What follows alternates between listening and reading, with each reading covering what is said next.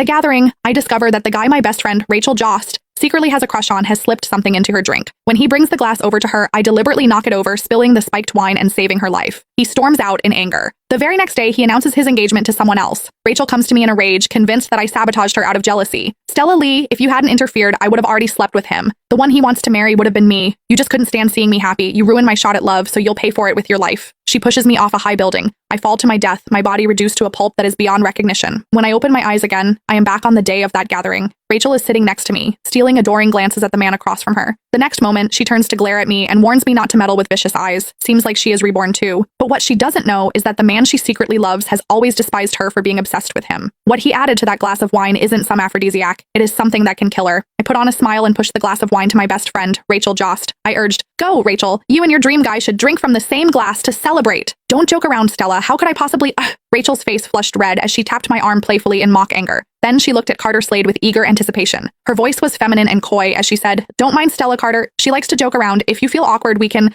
just clink glasses." Upon hearing that, Carter finally looked up and shot me a cold glance. When he spoke, his tone was laced with mockery. "You sure know how to liven up the atmosphere, Stella Lee." I found his response amusing. In my previous life, he had been exactly like this. Even though he loathed Rachel to the core, he didn't dare show it openly as he was wary of the Jost family's power and influence. So he staged this so-called gathering today to shift all of Rachel's attention onto me. In my past life, I knocked over that spiked glass of wine to save Rachel. I saved her life, only to be killed by her in return. After I died, I saw Carter standing in the shadows on the rooftop. He called the police excitedly. "Hello, police! There's been a murder!" He reported Rachel and had her sentenced to life while keeping his own hands completely clean. Now that I'd been given a second chance at life, I wouldn't let either of these lunatics with their hidden agendas get away this time. Since it's a celebration, let's not spoil the mood. Carter's voice pulled me back to the present. I watched as he picked up the wine bottle, the very one he had tampered with, and poured a glass. Then he pushed it toward me. The dark red liquid swirled in the glass. To me, it was like a venomous snake flicking its tongue. "Stella is our guest. You should have the first toast," Carter said. As I stared at the glass in front of me, my heart jolted with fear. Carter was a suspicious man. My unusual behavior just now had put him on guard, so he was testing me. He wanted to gauge whether I had seen him spike the drink or if I was just pretending to be clueless. My life was on the line. I had seen with my own eyes that he had tampered with the wine. If I drank it, whether I lived or died would be entirely up to fate. But if I didn't drink, Rachel would take all her frustration from this failed date out on me. It seemed that only death awaited me either way. "What? Are you going to reject my kind offer?" Carter asked with a raised brow.